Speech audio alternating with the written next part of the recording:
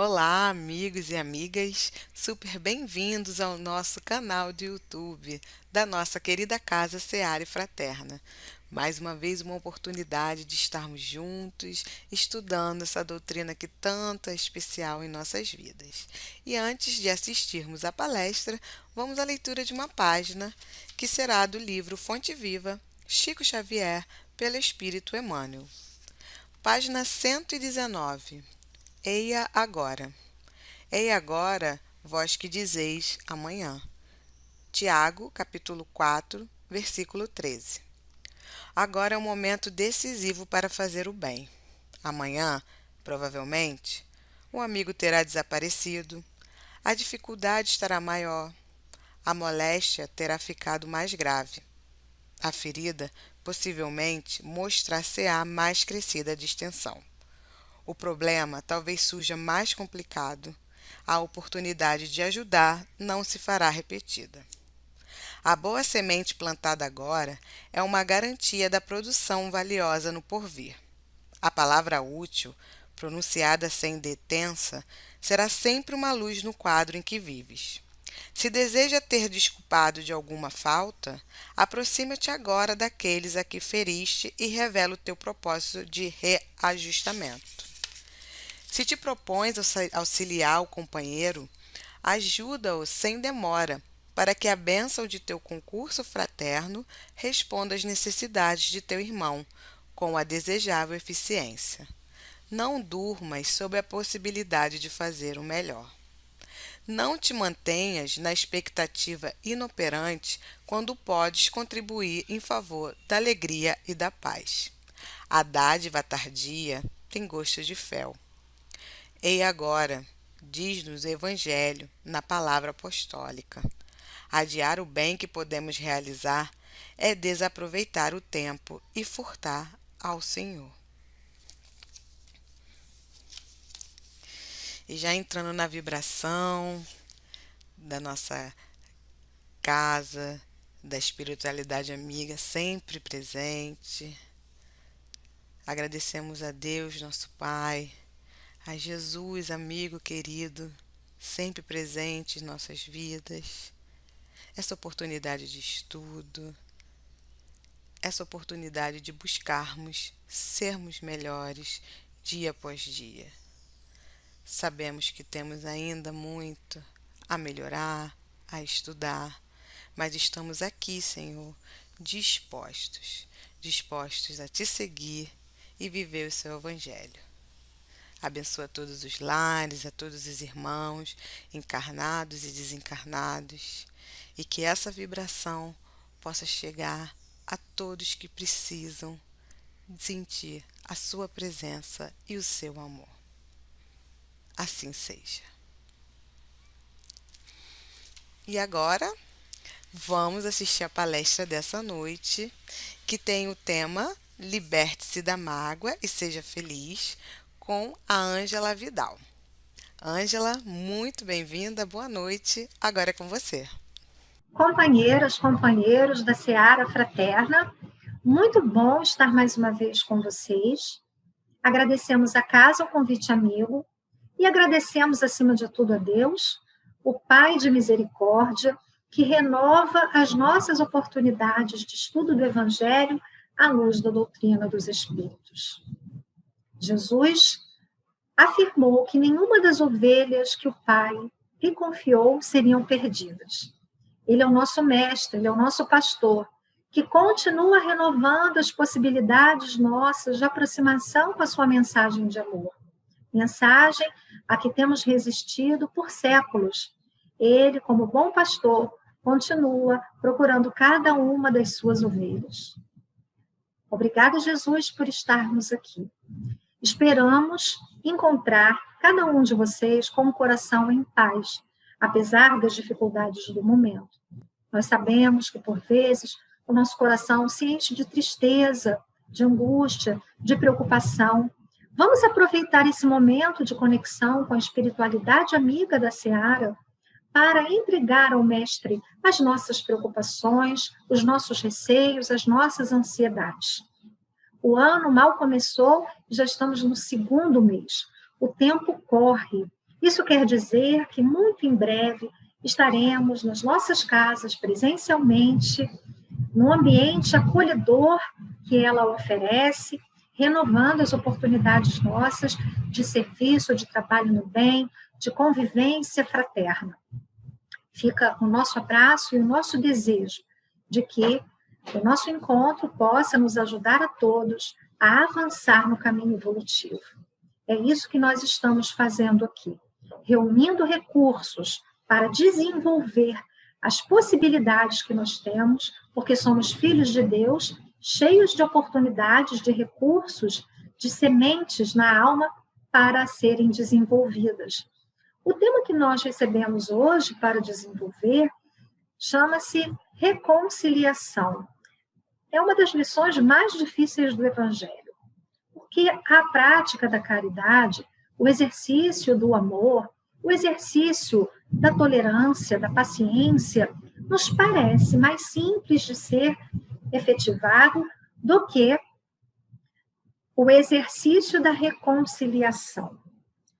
Porque quando nós precisamos da reconciliação, é porque já houve, em algum nível, alguma ruptura no relacionamento. Este relacionamento já se fragilizou de algum modo e vai exigir de nós um investimento, uma retomada que requer um esforço muito grande. Nós vamos observar com o estudo, com os elementos trazidos aqui pela doutrina espírita, que há razões para nós permanecermos com tanta dificuldade assim nos processos de reconciliação.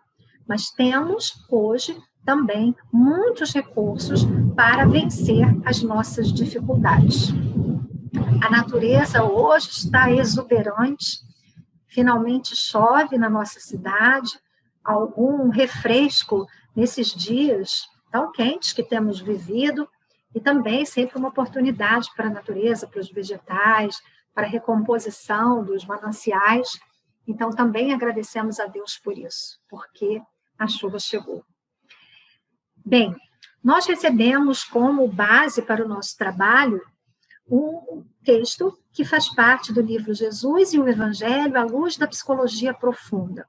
O livro é de autoria de Joana de Ângeles, é uma obra psicografada por Divaldo Pereira Franco, e neste livro, Joana estuda lições do Evangelho segundo o Espiritismo, acrescentando o seu olhar psicológico transpessoal às análises de Allan Kardec. Joana investiu muitos esforços na construção de uma linguagem psicológica, buscando nos ajudar a compreender melhor o funcionamento dos nossos processos mentais, naquilo que se refere aos nossos pensamentos, às nossas emoções, para que, de posse de novos elementos, com novos recursos, nós pudéssemos alavancar o nosso processo de crescimento espiritual. Nós estamos repetindo certos padrões por muitas encarnações. E é chegado o momento do despertamento da nossa consciência. Muitos instrumentos têm sido dados, tanto do ponto de vista da medicina convencional, da medicina alternativa, da psicologia, também nos recursos de espiritualidade, para nós empreendermos as mudanças indispensáveis, como nós afirmamos. Joana inicia o seu estudo, apresentando como epígrafe do texto o versículo 26 do capítulo 5 do Evangelho de Mateus.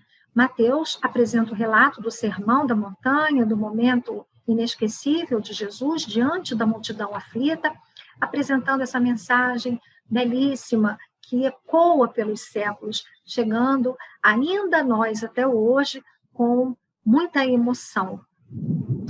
A epígrafe diz: em verdade te digo que de maneira nenhuma sairás dali enquanto não pagares o último ceitil. Nós vamos voltar ao versículo anterior, o 25 do Evangelho de Mateus, segundo Mateus, para contextualizar essa fala de Jesus. Então, no versículo anterior, o mestre diz: concilia-te depressa com o teu adversário enquanto estás no caminho com ele, para que não aconteça que o adversário te entregue ao juiz e o juiz te entregue ao oficial e te encerrem na prisão. Jesus fala de uma prisão na qual ficaremos encarcerados enquanto não nos reconciliarmos com os nossos adversários. Por isso, ele nos convida a essa conciliação depressa, enquanto estamos a caminho, ou seja, enquanto estamos no transcurso da existência corporal. Ele diz aqui que isso deve acontecer para que nós não sejamos entregues à justiça, o juiz como a figura da justiça. Essa prisão a que se refere Jesus é uma prisão mental, como nós vamos ver no estudo. É uma prisão também energética, fluídica, conforme nos apontam os elementos apresentados por Kardec e pela autora espiritual que estamos hoje usando como referência. E Jesus se utiliza de uma linguagem, de uma comparação em relação às dívidas que nós temos com o mundo material. Essas dívidas são pagas, são dívidas materiais pagas financeiramente. Então, ele usa a metáfora, né? Nós não deixaremos para trás os nossos compromissos com a justiça divina. Nós vamos pagar até o último ceitil. Numa linguagem contemporânea, nós diríamos o último centavo. Então, assim como nós pagamos as nossas dívidas no mundo material, pagamos com as moedas, Jesus usa essa comparação para dizer que, em relação à justiça divina, nós também faremos todos os ajustes até que estejamos em plena afinidade com a lei divina. Uma lei que nos convida tão somente ao amor. E como temos resistido a adotar uma atitude amorosa, temos sofrido. Por isso, ainda estamos aqui até hoje experimentando tantas dificuldades como estas que estamos vivendo no momento. Joana inicia sua mensagem lembrando que todo o ministério de Jesus se caracteriza pelo que ela chama aqui de austeridade e energia de postulados, demonstrando que a gente deve tomar a charrua, como disse Jesus, caminhar e não olhar para trás. A adesão à proposta do Evangelho é uma adesão que requer muita coragem de nossa parte, muita determinação. Nós ainda somos muito hesitantes, muito imaturos na relação que estabelecemos com Jesus e com a sua mensagem de amor imortal. Nós desejamos permanecer com todas as concessões e todas as facilidades da existência material, presos à nossa rotina da vida material, com ensaios, com um pezinho na proposta do Evangelho. Nós queremos os benefícios dessa existência, mas nem sempre é possível uma conciliação entre a proposta do Evangelho e uma vida plena de facilidades no campo de vida material. Via de regra, essa conciliação é difícil. Não por acaso, Jesus afirmou que não se pode servir a Deus e a Mamon.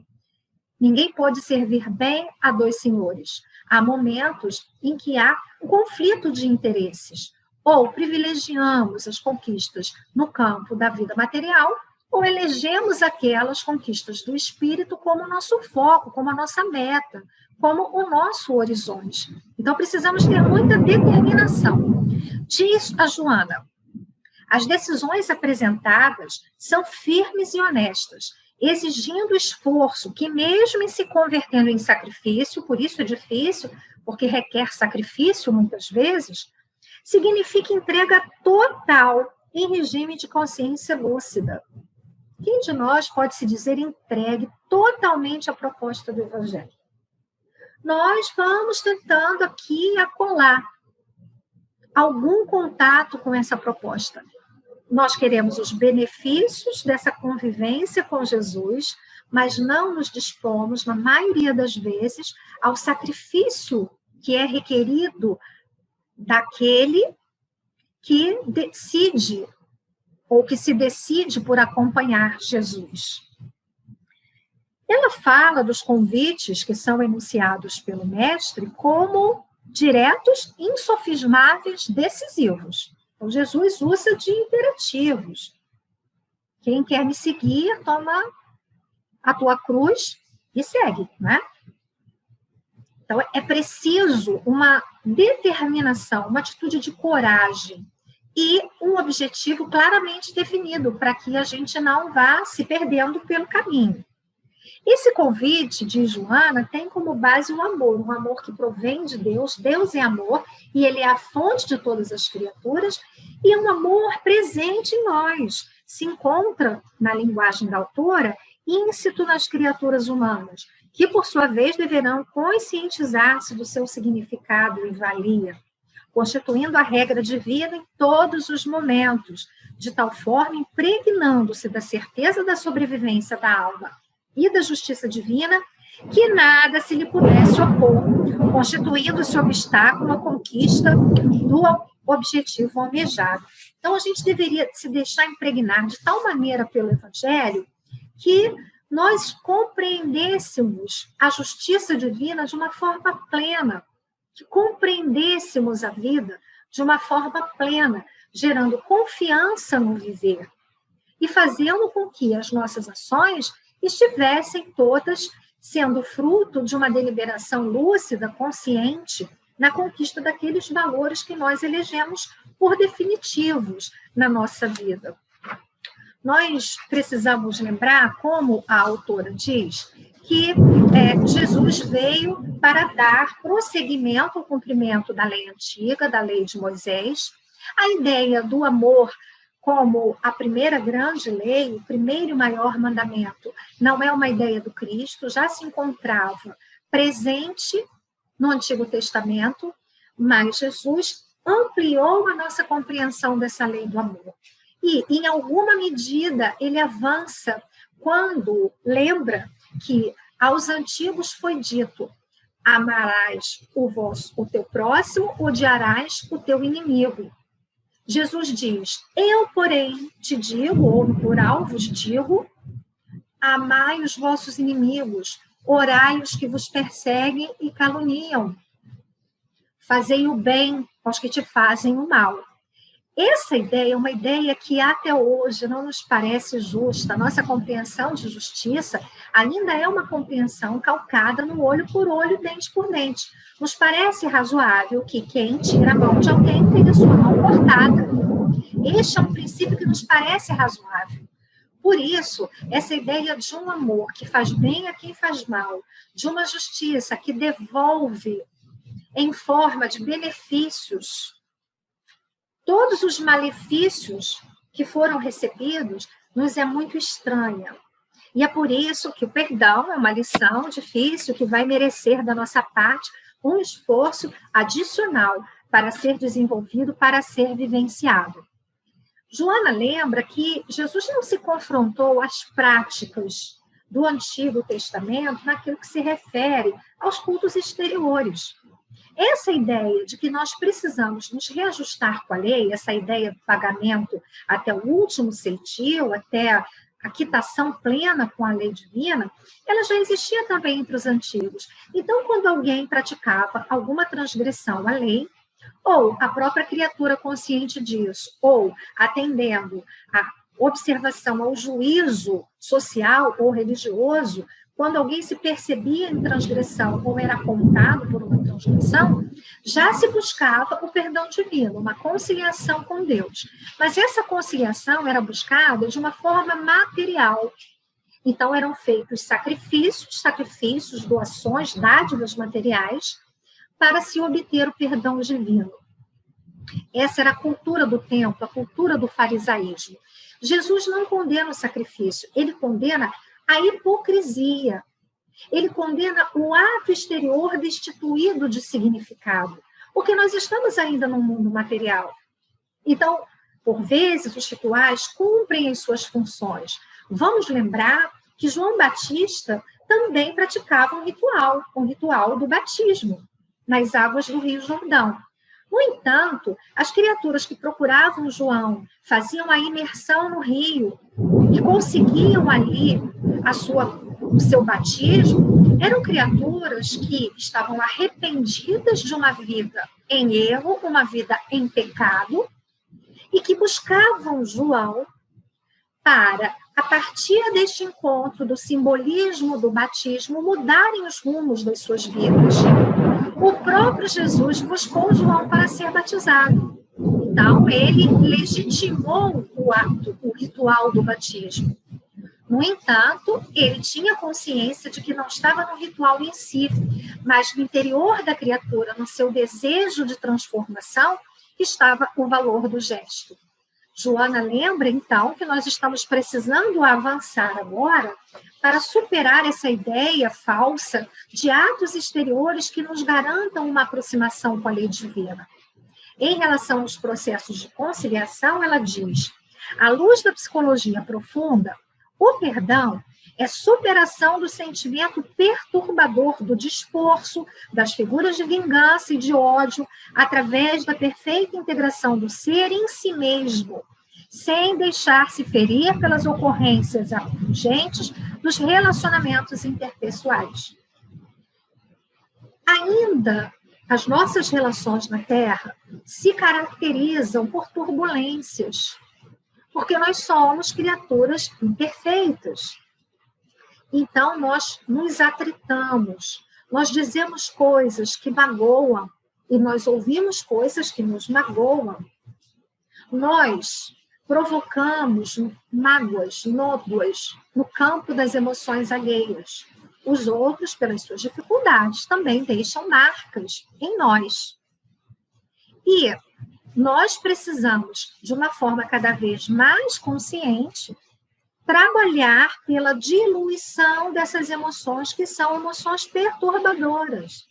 São ocorrências típicas do nosso mundo, mas que, guardadas em nós, fomentadas em nós, vão gerando adoecimento físico, adoecimento espiritual. Ela diz que o perdão tem um significado mais que periférico ou de aparência social. Então, também podemos ter um ritual de confissão, por exemplo, que nós vamos lá, falamos dos nossos erros, recebemos uma série de orações para fazer, né, como forma de remissão dos nossos pecados, e fazemos aquelas orações nos sentindo liberados do erro, voltamos às mesmas práticas. Esse tipo de ato exterior que busca o perdão é destituído de uma significação maior. Ele tem valor quando, verdadeiramente arrependidos, nós desejamos alterar os nossos caminhos, como dissemos anteriormente. Quando alguém se detém na mágoa ou na queixa, ressumando a amargura ou desconforto moral por ocorrências desagradáveis que dizem respeito à sua forma de comportar-se espiritualmente, encontra-se distante da própria mensagem que ele deveria impregnar, de tal forma que não haveria campo para a instalação desses conflitos morbosos. Ou seja, se nós estivéssemos verdadeiramente impregnados do Evangelho de Jesus, se nós efetivamente estivéssemos em sintonia com a sua lei de amor, não haveria espaço em nós para o ressentimento. Nem seria necessária a atividade de perdão, porque não haveria o que ser perdoado. Não haveria o que perdoar. Nós, pela nossa condição inferior, nos deixamos magoar com as atitudes dos outros. É por isso que ela fala desse estado interior que fica ressumando a amargura no nosso mundo íntimo. E no nosso mundo íntimo, deveríamos estar, pelo tanto que conhecemos de Jesus, planificados de amor. Não haveria espaço em nós para que se estabelecesse a mágoa, o ressentimento, de uma forma mais duradoura.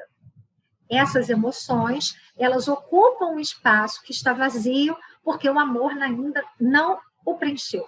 Então, nós nos ressentimos, nós nos magoamos e vamos, o que é mais grave, alimentando essas emoções em nós, como nós vamos aprofundar no estudo com Joana. No livro Momentos de Consciência, estudando a mesma temática, ela fala da tragédia do ressentimento. Deixamos aqui a indicação para os nossos irmãos, porque é uma mensagem que nos faz pensar muito profundamente sobre o tema. Ela diz que o ressentimento é tóxico, que mata aquele que o carrega. Enquanto vibra na emoção, destrambelha os equipamentos nervosos mais sutis. Adorei essa palavra, né?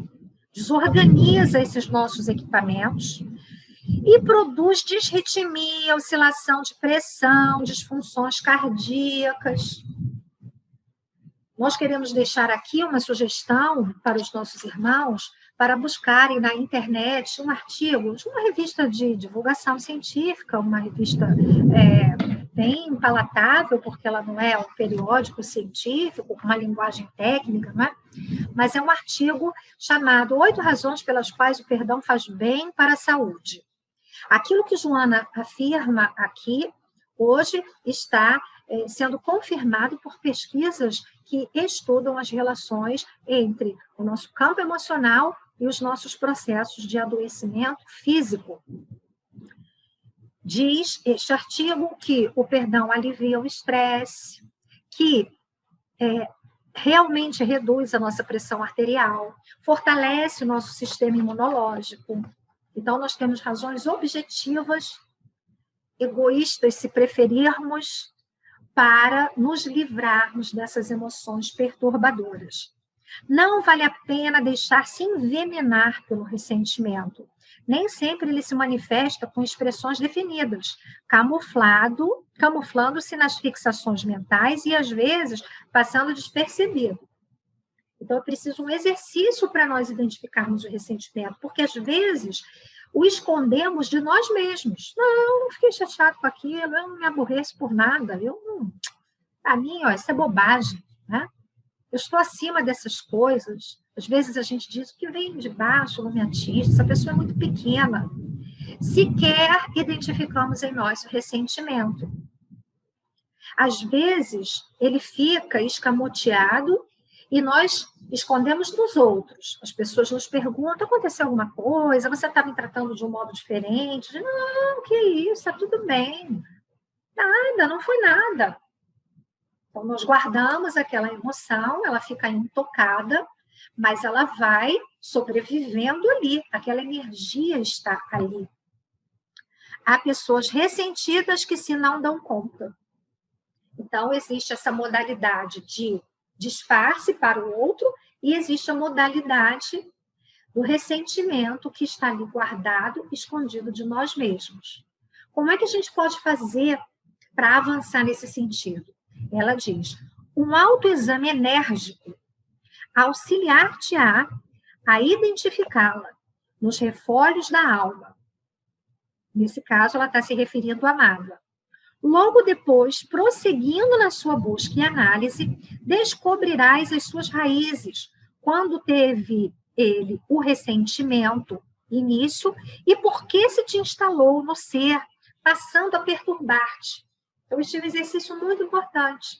Se nós formos às raízes dessa emoção perturbadora, do ressentimento ou da mágoa, nós vamos tentar encontrar a origem. Quando começou? O que foi exatamente que aconteceu que me magoou? Por que isso me magoou? Com muita surpresa, nós vamos identificar que as questões que nos magoam têm muito mais relação com o nosso mundo íntimo, com as nossas próprias questões, do que com os outros. Nós dizemos que as pessoas nos magoam, quando, em verdade, nós nos magoamos com ocorrências que vêm dos outros. Abre-se em nós um campo para a instalação de emoções perturbadoras. E este campo se abre em decorrência de questões que pertencem a nós e não aos outros. Verificarás surpreso, diz ela, que és responsável por lhe dares guarida e o vitalizares, deixando-te por ele consumir. Gente, como é grave isso que ela diz aqui. Porque a gente jura que gostaria muito de se livrar do ressentimento. Nenhum de nós afirma que está ali alimentando o ressentimento. Frequentemente a gente diz, nossa, eu queria tanto me livrar dessa mágoa, mas eu não consigo. Eu queria ficar livre, eu queria perdoar de verdade, mas eu não consigo perdoar de verdade. Nós lemos em certa ocasião algumas reflexões feitas por Maria Rita Kell no livro Ressentimento.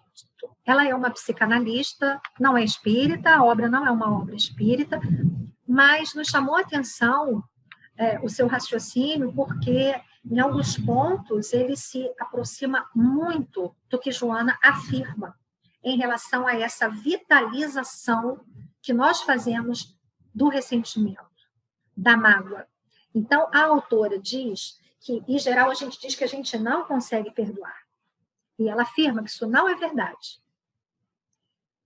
Na verdade, a gente não quer perdoar. Ela diz mais, a gente quer não perdoar. Aí a gente diz, não, isso não é verdade. Eu queria perdoar de verdade. Eu queria ser autêntico, é porque eu não consigo. Ora, não é difícil, não é tão difícil a gente compreender por que a gente se recusa ao perdão. Porque essa ideia do perdão, para nós que ainda não compreendemos a proposta do Cristo na sua plenitude, nos parece injusta. Como é que uma pessoa faz uma coisa errada e fica tudo bem? Então, a pessoa me trata mal e eu continuo tratando essa pessoa bem, isso fere o nosso conceito de justiça, que é um conceito ainda lá, do olho por olho, dente por dente. Então, a gente se agarra àquela emoção, a gente não deixa aquilo partir, porque é como se, ao abrir mão de agasalhar, de abrigar essa emoção, nós estivéssemos isentando o outro que errou do seu erro. É como se ele fosse inocentado, é como se o outro fosse ficar livre das consequências do que ele fez. Ora, os espíritos nos dizem que a justiça divina é perfeita, nada passa despercebido por ela. E que o perdão, antes de ser uma atitude para os outros, é uma atitude para nós, é um benefício para nós. Não apenas no sentido da nossa saúde física, mas, sobretudo, da nossa saúde emocional.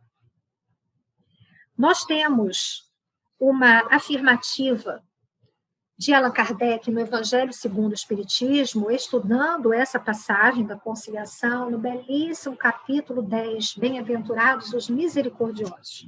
Como nós precisamos aprender a ser misericordiosos, como andamos duros, severos em relação aos erros dos nossos irmãos, estabelecendo condenações, penalidades. Diz Allan Kardec, na prática do perdão, como em geral na do bem, não há somente um efeito moral. A gente pensa nisso do ponto de vista moral, né? Como uma questão moral. Ele diz que há também um efeito material. Nós estamos entendendo com Joana de Ângeles e com os estudos da ciência por quê? Porque alimentar essas emoções provoca desajustes no nosso corpo físico. Mas Kardec traz aqui uma outra perspectiva, que também é estudada por Joana, que é o fato de compreendermos que a nossa vida permanece além da existência corporal. Então, quando nós temos um desafeto, nós pensamos, por vezes, que com a morte do corpo físico, morreu, graças a Deus, que vai em paz. Isso quando a gente é bonzinho, né? E às vezes a gente diz assim, morreu, agora ele vai, se Deus é justo. A gente não diz assim? É o nosso desejo oculto de vingança. É o nosso desejo que, enfim, o infrator vai pagar pelo que ele fez. Deus viu, né? Agora, até mensagem do WhatsApp é assim, né? Se apagou, mas Deus leu. A gente fica sob ameaça constante de um Deus punitivo, um Deus que está de olho em todas as coisas, que não vai deixar passar nada e vai nos castigar no tempo certo. Então, embora cristão, embora espírita, a criatura vai e a gente diz, agora é que vai ser lá no mundo espiritual, vai pagar pelo que fez. Quando nós estamos um pouco mais avançadinhos, nós dizemos assim, então agora vai, pelo menos me deixou livre aqui. Isso não acontece necessariamente. O vínculo material não desfaz o vínculo espiritual. E, paradoxalmente, Quando nós guardamos sentimentos de animosidade em relação a uma pessoa, nós, ao contrário de desfazer o vínculo, nós apertamos o vínculo, nós damos vigor a essa vinculação. Então, na mensagem que estamos estudando do livro Jesus, o Evangelho à Luz da Psicologia Profunda, nós vamos encontrar as palavras de Joana. O ódio aprisiona aquele que o mantém em relação a quem lhe padece a injunção penosa. Sendo recíproco, torna-se cadeia cruel para ambos. Olha a cadeia, olha o aprisionamento a que se referiu Jesus. Caso, no entanto, algum dos envolvidos na situação perturbadora consiga superar os sentimentos doentios, evidentemente sairá dessa cela escura, planando em outro espaço de claridade e vida. Então, se a pessoa se furta à conciliação, às vezes a gente quer a retomada, né, da relação, a gente quer um entendimento e o outro recusa, mas aí essa questão não pertence mais a nós. Aquela questão está com o outro vai se resolver com o tempo, um tempo que é dele. As nossas questões são conscienciais. Quando nós infringimos a lei, nós ferimos a nossa consciência. A lei divina está escrita na consciência, conforme podemos ler na questão 621 do Livro dos Espíritos. Então, quando nós ferimos a lei, nós nos desajustamos. Retomar o vínculo não necessariamente quer dizer retomar o relacionamento, porque isso depende do outro, nem sempre o outro está disponível para essa retomada. Mas significa diluir em nós esse ressentimento, essa animosidade, a mágoa, desfazer, dissolver a mágoa. E é possível que a gente fique se perguntando assim, poxa vida, mas eu não posso mais retomar o relacionamento, né? Às vezes nós recebemos companheiros no atendimento fraterno que vivenciaram situações de traição conjugal e as pessoas nos perguntam, Ângela, eu devo perdoar? O outro está pedindo perdão, eu devo perdoar? E a resposta é inequívoca. Perdoar sempre. Agora, perdoar não é necessariamente continuar no casamento, porque a gente pode continuar o relacionamento sem perdoar nunca. Há pessoas que 30 anos depois, 40 anos depois, estão remoendo eventos da juventude, coisas que aconteceram no início do casamento, porque naquela época, porque eu passei o pão, que o diabo comi o pão, que o diabo passou, você não sabe o que eu passei com ele, você não sabe o que passou com ela, né? O que ela me fez passar. E, às vezes, espíritas afirmam que estão mantendo seus relacionamentos para ficarem livres. Ah, não, já estou aqui, já vim até agora vamos até o final. Que aí acaba logo isso, estou livre na outra encarnação. Não, as algemas estarão lá, caso não tenha havido a conciliação, o perdão, o entendimento fraterno. Essa diluição dos maus sentimentos e dos vínculos negativos que caracterizavam essa união. Porque senão, companheiros, esses vínculos vão permanecer no mundo espiritual, numa vida, na outra vida. Não é assim que nos diz o nosso trabalho mediúnico? Quantas criaturas se apresentam para o esclarecimento, para o diálogo fraternal, e essas criaturas dizem, você está me pedindo para perdoar? Você não sabe o que ele fez comigo na outra vida, queimou minha casa, matou minha família. Os relatos são tão pungentes que às vezes a gente já fica achando que está justo. É porque o nosso compromisso com a doutrina não permite. Que no fundo a gente diz, caramba, até que é pouco, né? A pessoa chega humilde, pedindo atendimento fraterno, porque ela está sofrendo uma obsessão. Aí quando a gente toma conhecimento da história inteira, narrada também pelo obsessor, a gente observa que, como disse Camilo a José Raul Teixeira, na Terra há muita injustiça, muitos injustos, mas nenhum injustiçado, né? Sofremos por efeito das nossas escolhas em outras existências. E o que dizemos a esses espíritos? Você pode abandonar, você pode deixar esse processo obsessivo. Você já sofreu demais por tudo que essa pessoa fez para você. Você não merece mais esse sofrimento. Vá embora. E não se preocupe. a lei será cumprida. A criatura vai resgatar. O perdão é para o desencarnado. O pessoal pensa que sessão de desobsessão é para livrar o obsidiado. Não. O obsidiado está sendo tratado na reunião pública, nas palestras, no passe, no trabalho da caridade, no trabalho do bem. Esse é o tratamento dele. A desobsessão é o esclarecimento para o desencarnado, para que também ele se liberte das algemas, possa quebrar essas algemas. Essa é a beleza da doutrina dos espíritos. A gente não quer só se livrar do desencarnado. A gente acolhe um e outro, compreendendo que todos somos necessitados da bondade divina, da sua misericórdia. Caminhando, então, companheiros, aqui para o nosso encerramento, voltamos a Joana para ver, merece ter-se em mente sempre que toda situação embaraçosa e infeliz defrontada deve ser regularizada antes da ocorrência da morte física, a fim de que não sejam transferidos de plano os fenômenos da reparação e de paz. E ela termina lembrando a mensagem de Jesus, que exemplificou o perdão. Ele o enunciou em diversas situações, dizendo a Pedro que era necessário não apenas perdoar 7 vezes, mas 70 vezes, 7 vezes. Ele nos recomendou que perdoássemos para que fôssemos perdoados. Nos ensinou na oração do Pai Nosso a pedir perdão a Deus pelos nossos enganos, pelas nossas dívidas, também nos comprometendo a perdoar os nossos adversários. Então, Jesus falou do perdão muitas vezes, mas quando ele foi chamado ao testemunho extremo, na cruz, injustiçado, ele olhou a humanidade pecadora, sofredora, aflita e disse: perdoa-os, Pai. Eles não sabem o que faz. Então, Jesus parte consciente de que nós somos criaturas ainda imperfeitas. E ele não desistiu de nós, continua até hoje lutando pela nossa libertação. Companheiros, que essas reflexões possam ressoar durante os próximos dias, nos convidando a quebrar as duras fibras da mágoa, do ressentimento, que nós estejamos, porventura, vitalizando em nós.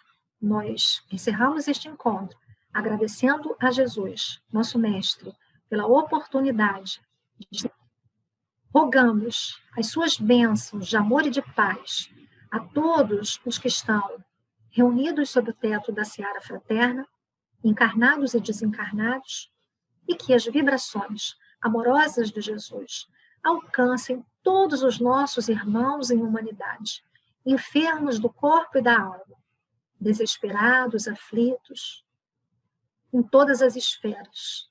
Que Deus, nosso Pai, permaneça conosco e que nós, de nossa parte, saibamos permanecer com Ele.